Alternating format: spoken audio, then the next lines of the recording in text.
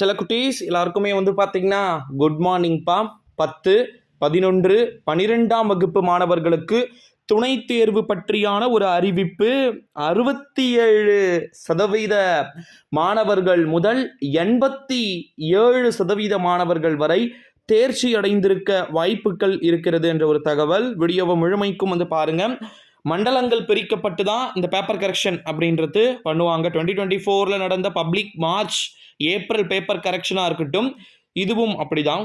ஏன்னா ஒரு மாவட்டத்திலையும் மினிமம் கிட்டத்தட்ட வந்து பார்த்தீங்கன்னா 1000 3000 மாணவர்கள் வந்து பார்த்தீங்கன்னா ஒரு பாடத்திட்டத்திலிருந்து தமிழ்லையும் சரி இங்கிலீஷ்லையும் சரி சில சப்ஜெக்ட்லலாம் வந்து பார்த்தீங்கன்னா 20,000 ஸ்டூடெண்ட்ஸ் 25,000 ப்ளஸ் ஸ்டூடெண்ட்ஸ்லாம் வந்து பார்த்தீங்கன்னா ஃபெயில் ஆகிருக்கீங்க. இந்த ஒரு சூழ்நிலையில தான் ஜூலை மாதம் முழுவதுமே உங்களுக்கு கிட்டத்தட்ட வந்து பார்த்தீங்கன்னா 8ஆம் தேதி வரைக்குமோ 9ஆம் தேதி வரைக்கும் நினைக்கிறேன், உங்களுக்கு சிறப்பு துணை தேர்வுகள் ஜூன் இறுதியில் தொடங்கி ஜூலை முதற்கட்ட வாரங்கள் வரைக்கும் நடைபெற்றது. ஓகேங்களா? ரிசல்ட்டை மட்டுமே வச்சு ரிசல்ட் இப்போ அப்போ அதிர்ச்சி அப்படின்றதுலாம் நம்ம பேசிட முடியாது. உண்மை நிலவரம் என்ன அப்படின்றது ரொம்ப மிகவும் முக்கியம். ஓகேங்களா? இப்போ குறிப்பாக தமிழகத்தில் தேர்வை எழுதி முடித்திருக்கக்கூடிய மாணவர்களுக்கு தேர்வு முடிவுகள் வருவதற்கு முன்பு தமிழக பள்ளி கல்வித்துறை ஸ்பெஷல் கிளாஸ் வச்சிருக்கிறாங்க.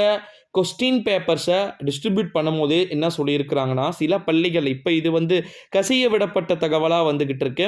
பேப்பர் கரெக்ஷன் வந்து பார்த்திங்கன்னா ரொம்ப லிபரலாக தான் இருக்கும், அதனால் வந்து டீச்சர்ஸே வந்து சொல்லி கொடுத்தாங்க அப்படின்ற பேச்சுவார்த்தை தற்போது கடந்த 3-4 நாட்களாக தினமலர் சில விதமான ஊடக தளங்களில் செய்திகளை நீங்கள் பார்த்துருப்பீங்க அப்படின்னு நினைக்கிறேன். அது நான் நாளைக்கு வீடியோவில் சொல்கிறேன். ஓகேங்களா?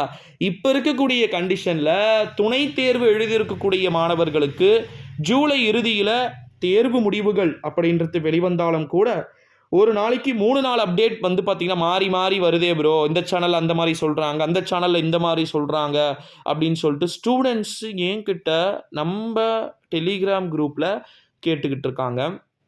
ஒன்று சொல்லட்டுமா? ட்ரூவான அப்டேட் அஃபீஷியல் பேஜை நம்முடைய பள்ளி கல்வித்துறை என்ன சொல்கிறாங்களோ அதை மட்டும்தான் நம்பணும். ஓகேங்களா? நான் கூட இப்போ ஒரு அப்டேட் சொன்னேன்னா அது பள்ளி கல்வித்துறை சொன்னால் மட்டும்தான் அந்த அப்டேட் உறுதியாகும். ஓகேங்களா சில குட்டீஸ்? ஸோ கிட்டத்தட்ட வந்து பார்த்திங்கன்னா ஆல் பாஸ் அப்படின்றது முடிந்த அளவிற்கு அனைத்து விதமான மாணவர்களும் பாஸ் ஆகிறதுக்கான அதிக சான்சஸ் வந்து இருக்குது அப்படின்னு சொல்லிட்டு தகவல்கள் அப்படின்றது நமக்கு கிடைக்க பெற்றிருக்கு. இதில் இன்னொரு குட் நியூஸ் என்ன அப்படின்னு வந்து பார்த்திங்கன்னா என்னவா இருக்கும் கொஞ்சம் யோசிச்சு பாருங்கள். நம்ம தமிழகத்துடைய சீஃப் மினிஸ்டர் முதலமைச்சர் மு.க. ஸ்டாலின் அவர்கள் துணை தேர்வு எழுதியிருக்கக்கூடிய மாணவர்களுக்கு வாழ்த்துக்களை வந்து தெரிவித்தார். துணை தேர்வு எழுதும் போது ஸ்டார்டிங்கில்.